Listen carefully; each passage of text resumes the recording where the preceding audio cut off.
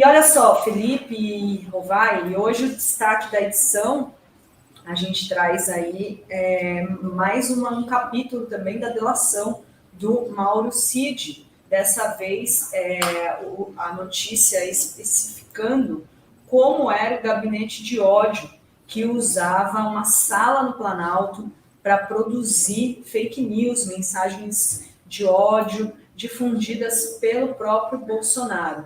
E essa existência desse gabinete do ódio do Planalto, Felipe, antes de você chegar, eu estava dizendo que a Fórum antecipou no início do governo Lula, logo depois da posse, um primeiro escalão do governo, confirmou a Fórum que de fato existia essa sala, que era espécie de um aquário no subsolo do Planalto, com computadores modernos de última geração, MacBooks, e que nessa sala tinha senha, não foi passada a senha, o governo Bolsonaro não deu a senha dessa sala para o governo Lula, então é uma sala que realmente existia. E o Mauro Cid detalhou o que faziam nesse gabinete do ódio, nessa estrutura do Palácio do Planalto, que era usada, segundo o Cid, para produzir parte do conteúdo que o próprio ex-presidente Bolsonaro difundia nos seus contatos e nas redes sociais. E eram conteúdos com ataques às instituições, principalmente o Supremo Tribunal Federal. Esse depoimento do Mauro Cid foi prestado dia 28 de agosto, é parte do acordo de delação premiada, foi homologado dia 9 de setembro pelo ministro Alexandre de Moraes do Supremo, e a íntegra ainda não é pública, mas muita gente está tendo acesso e tem saído essas revelações. E no caso desse gabinete do ódio, segundo o Cid, era formado pelos assessores Tércio Arnaldo Tomás, José Matheus Salles Gomes e Matheus Matos Diniz. E tinha como chefe, né, era uma relação de subordinação desses três, com o vereador Carlos Bolsonaro, vereador no Rio de Janeiro, que coordenava a comunicação do Bolsonaro, né? Ele trabalhou muito, né, no Rio de Janeiro nesses anos. Né? Não, vergonha, né? Vergonha. E o Tomás e o Gomes foram nomeados como assessores especiais do gabinete pessoal do Bolsonaro em janeiro de 2019, no início do governo, e o Diniz tinha um cargo na SECOM, que era chefiada pelo Weingarten.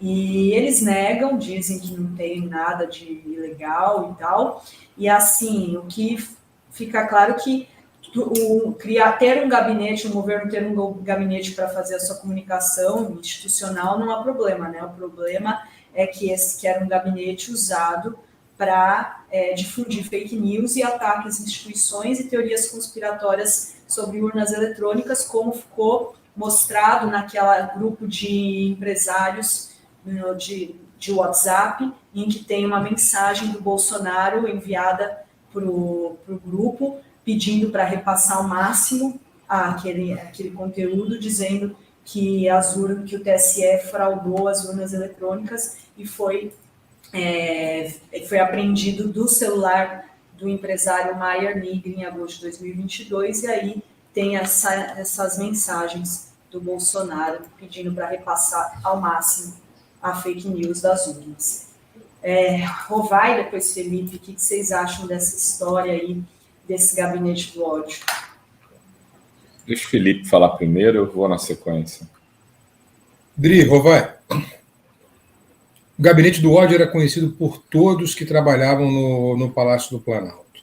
Não havia um funcionário, não havia um faxineiro, não havia um ministro do Planalto, não havia um cozinheiro, um garçom que não conhecesse a estrutura, porque havia duas estruturas dentro do Palácio do Planalto. Essa, mencionada pela Fórum no subsolo, era chamada a Sala dos Peões.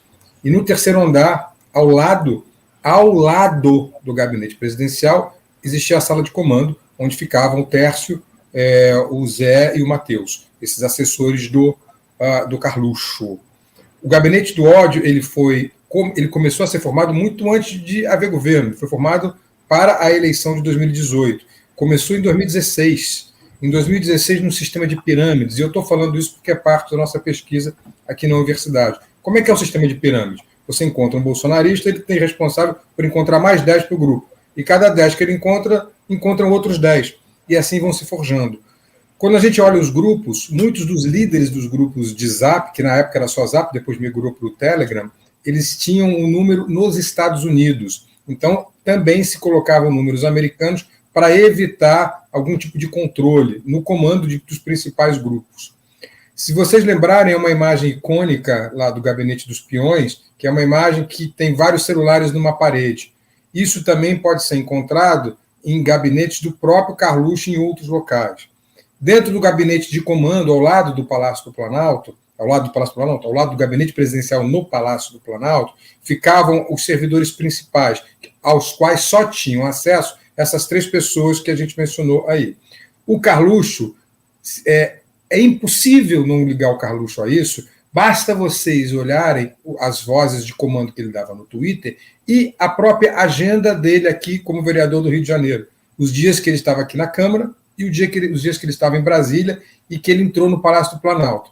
Obviamente que você não vai ver muitos registros de presença, porque às vezes ele entrava pela garagem, como entra o próprio presidente, sem precisar assinar o registro. Mas ele estava lá. Né? É fácil identificar que ele estava lá. Há testemunhas, há gente que vê lá, porque, repito, o gabinete ficava ao lado do gabinete presidencial. Esse é meu primeiro ponto. Alerta, são 2 salas e todo mundo no governo sabia disso. Lembra que o Bibiano saiu do governo, logo no começo, já atirando nisso.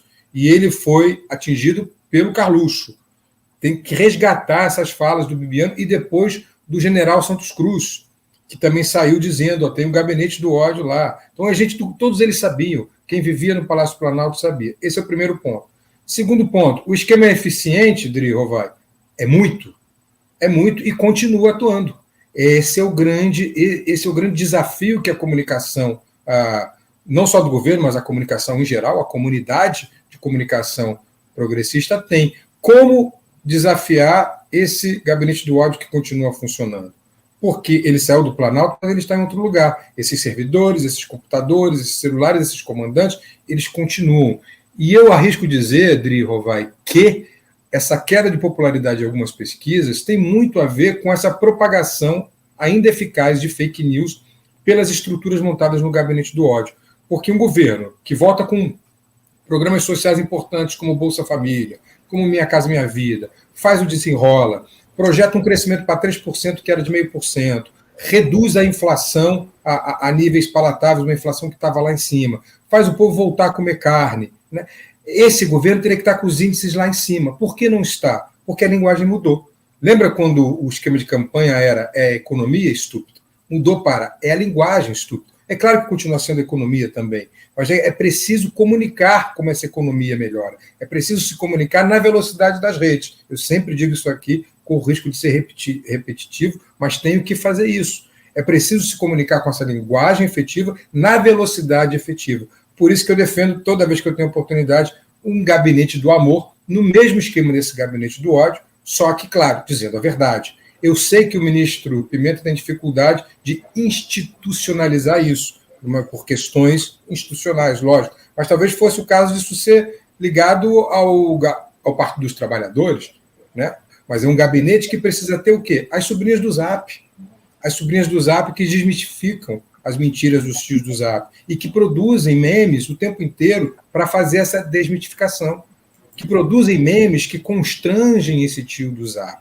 Eu estava mostrando isso para a Maíra Goulart, ali no Jornal da Fórum, ela me perguntando como é que isso funcionava. O objetivo, gente, não é mudar a ideia do tio do Zap.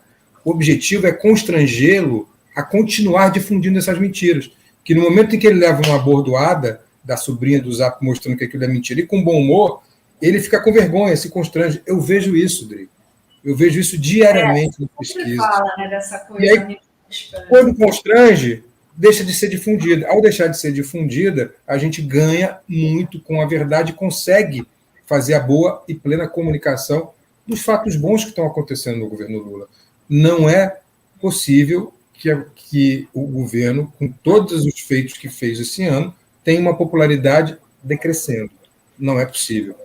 A única explicação, se você tiver outra, me fala, Renato, Dri, a única explicação é essa falta de eficiência na única mídia que a gente perde, que é essa mídia digital de velocidade. Porque em todo o resto, eu mandei para vocês no grupo, né? E até vou falar um pouco sobre isso no quadro Tomando os Memes de Produção no final do programa. O governo continua se comunicando através de banner. Faz um bannerzinho, monta um título e manda. Será que isso ainda funciona, Renato, Dri? Será que não está na hora de mudar? Eu começo até o quadro de hoje mostrando um desses banners e falando como ele é bonito, como é bem feito, mas questionando. Será que ainda funciona? Será que não está na hora da gente ter uma agilidade? É isso. É o apelo de sempre, mas fica muito claro que esse gabinete do ódio, agora denunciado com tanta ênfase pelo Cid, continua fazendo estrago. E a gente precisa reagir. Rovai, e aí? Não, é isso. O funcionamento do gabinete do ódio era conhecido, né, Felipe, por muita gente. E eu lembro de uma pessoa que perseguia a Patrícia Leles, e eu recebi uma época, eu esqueci o nome dela, era uma mulher também.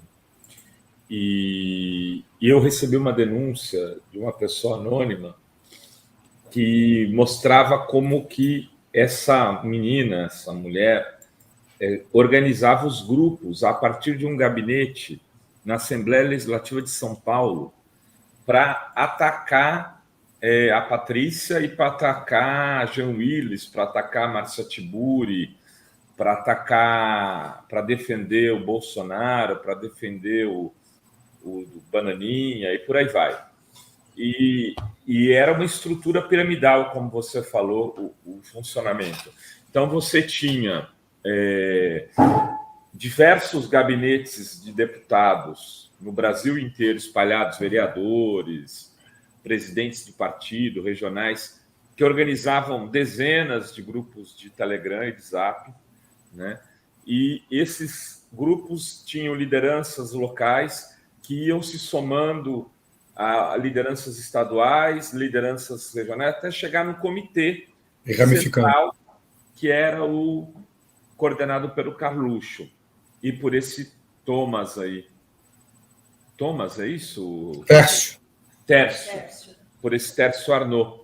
Era um dos coordenadores. E a pessoa mapeava tudo, entregava todo o profissional. E essas pessoas eram contratadas e pagas. Boa parte era pago. Não era só militância.